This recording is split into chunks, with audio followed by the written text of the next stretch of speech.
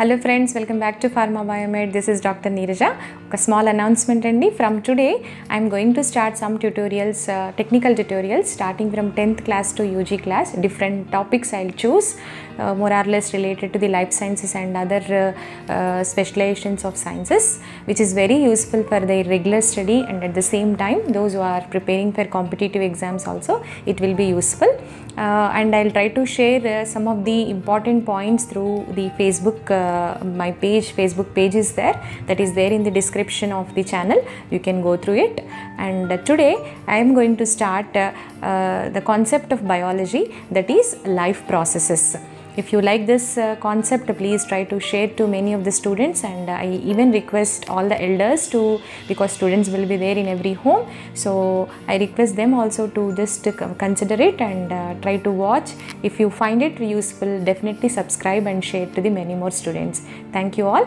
And today we start with the life processes, and here we try to discuss in English, as well as we also try to discuss or try to explain ourselves in even in our mother tongue, that is in our Telugu language. Now coming to the life processes. What is the meaning of life process? For example, any living cell has to survive, means it has to be maintained properly. For example, a machine is working.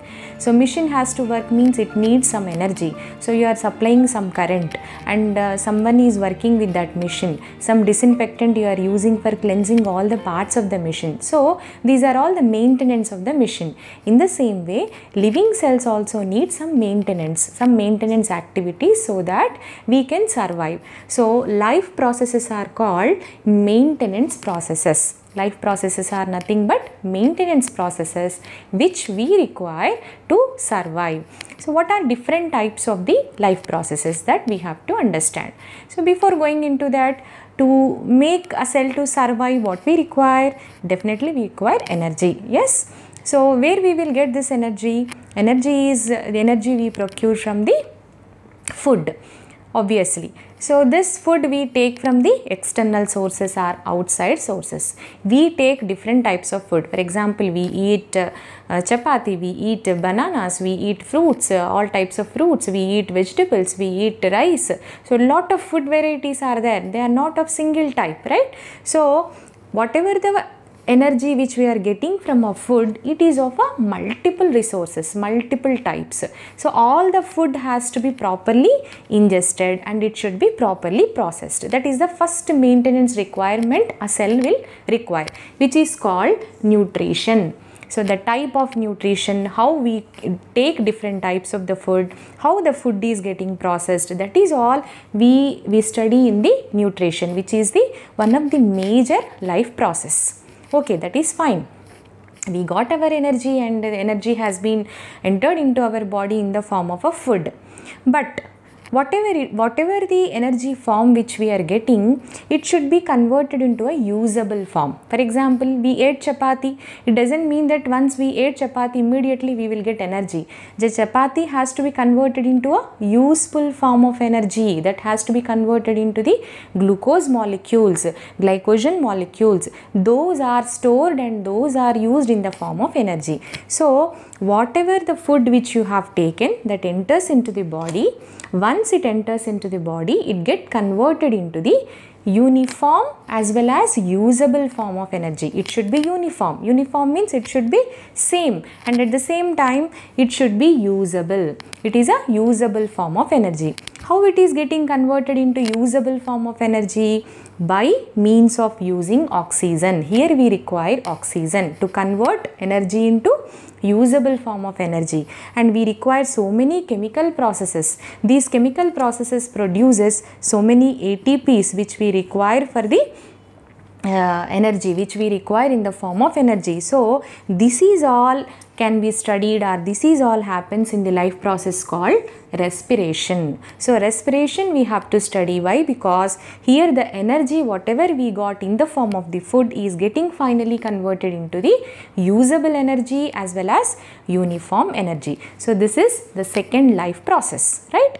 So okay, fine, we got energy and it has been converted into the useful form of energy also, and we have said that here so many chemical processes are going on. So whenever a chemical process is going to occur, for example, A is reacting with B, right? So it is going to produce C. Apart from the C, it also produces D, right? C is having utility, but D is having no utility. So in that case, what our body requires, this D has to be eliminated from our body because it is a byproduct. We don't require that one. And at the same time, C also gets used and it is going to produce another X, another byproduct. So there are so many byproducts that are going to be accumulated in our body. So if the byproducts are getting accumulated, what happens finally? It will become toxic.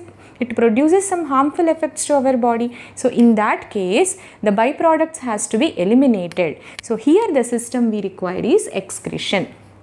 So excretion is a process where all the byproducts, all the unwanted products will be eliminated from our body. So the major life processes in any living system, either it is a plant or it is an animal or it is a small microorganism, we have to study nutrition, how it is going to take the food and how the food is getting converted into the useful form by the form of respiration by consuming oxygen, and finally how the byproducts are getting eliminated by the process of excretion. So these are the different life processes. So here there are two terms are there. One is autotrophic and another one is heterotrophic.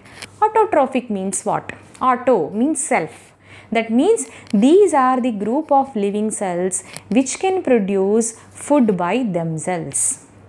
Here the example is what? Plants. Plants are the food, these are the living cell system. They undergo a process called photosynthesis by which they produce the food by themselves and they become the food sources for the so many other living cell systems. Then coming to the heterotrophs. Heterotrophs means their food requirement is of different types. From different sources they get the food and they convert the food into useful form of energy. Then those are called heterotrophic living cell systems. So this is all about the life processes. Hope you understood.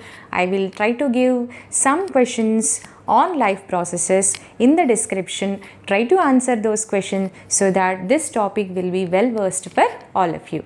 If you like, please subscribe, share and educate many more. Thank you one and all.